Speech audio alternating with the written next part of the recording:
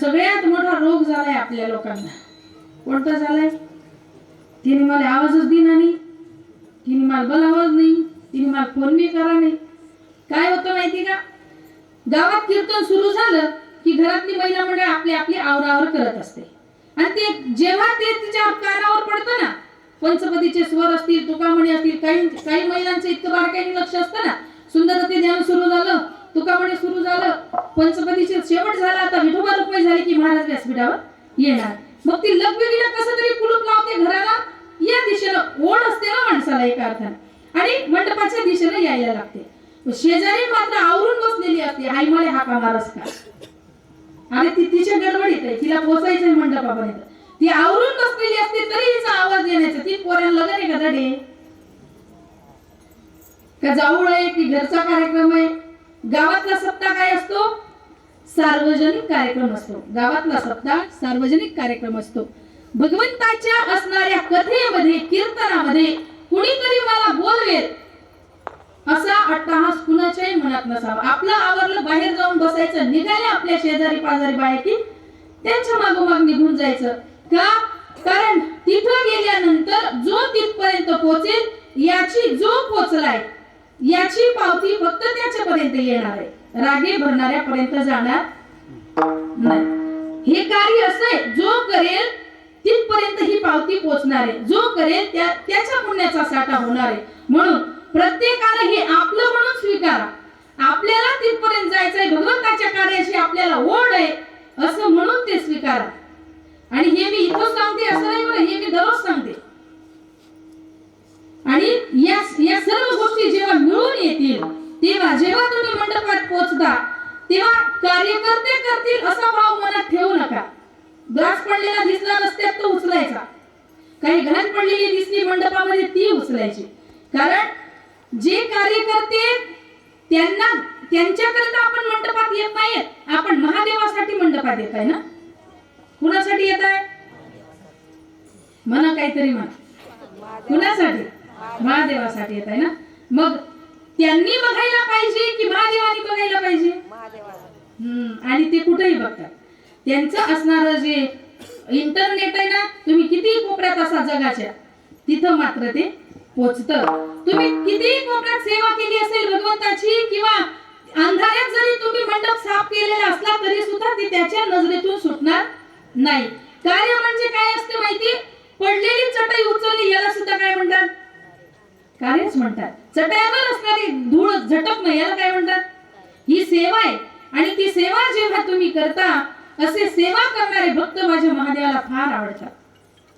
तिथं फार जगमगाट पाहिजे असं नाही, तिथं फार पैसेवालाच पाहिजे असं नाही, कारण त्यांचं नावच भोले बाबा आहे ना. म्हणून शुद्ध अंतःकरणाने जेव्हा तुम्ही त्याची भक्ती कराल, जेव्हा पडलेली प्रत्येक गोष्ट ही आपलं कर्तव्य असं तुम्ही समजाल, तेव्हा आपला भोले बाबा आपल्यावर प्रसन्न झाला असं म्हणून समजा. तसं पाहायला गेलं तर प्रदीप मिश्राजींनी आपल्यावर फार उपकार केले. सुप्त असलेला, झोपलेला असलेला जो हिंदू धर्म समाज, या समाजाला जागरूकतेकडे कुणी नेलं असेल तर ते महाराजांनी नेलं.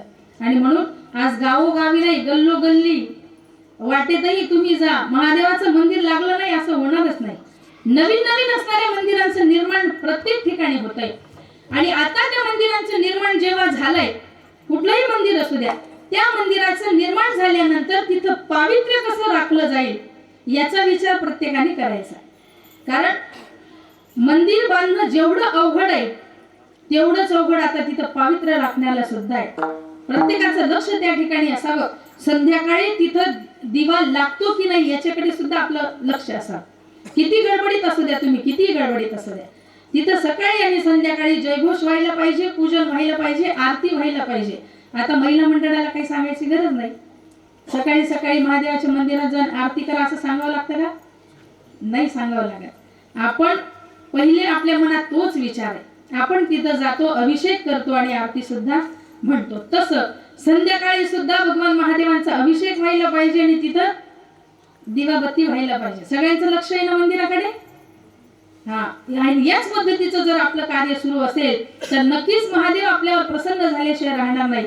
म्हणून प्रत्येकाने आपसात असणारे जे काही द्वैत भाव असतात मग भक्ती करायची असते आणि अशी असणारी भक्ती माझ्या भगवान महादेवाला फार आवडते आणि म्हणून त्याच्या भक्ती करण्यासाठीच एका अर्थानं त्याचं कार्य पुढे नेण्यासाठीच एका अर्थानं आपल्याला मनुष्य जन्म मिळालाय तुम्ही ज्यांची कुणाची भक्ती करत असाल त्या प्रत्येक असणाऱ्या आराध्याला आपल्या अंतःकरणामध्ये ठेवा आणि एक गोष्ट नक्की लक्षात ठेवा एवढं करण्याकरताच भगवंतांनी उर्वरित आयुष्य आपल्याला दिलंय किंवा एवढं करण्याकरताच भगवंतांनी नरदेह दिलाय आणि खरं सांगू खरं सार पाहिलं तर 83,99,999 योनी बनवल्या होत्या भगवंताने तरी सुद्धा माणूस बनवावा असा वाटला याच्या मागे ठोस आणि खरं असणारं कारण कुठलं असेल तर माझ्या भक्तीच्या नामाचा प्रचार आणि प्रसार करणारं एवढ्या योनींमध्ये एकही जीव नाहीये म्हणून माणूस बनवला आणि तोही काही सोपा नाही बनवला माऊली महाराष्ट्र ज्ञानोबराय सांगतात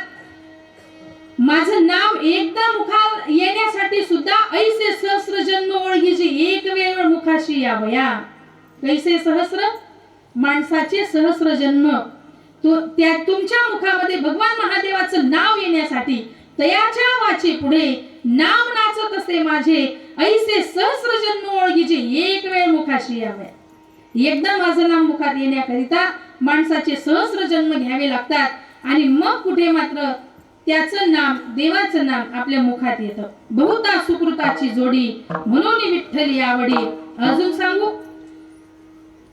आज आपण जे मंडपात बसलात ही कालची किंवा परवाची पुण्य नाही जन्मोजन्मी आम्ही बहु पुण्य केले जन्मोजन्मी आम्ही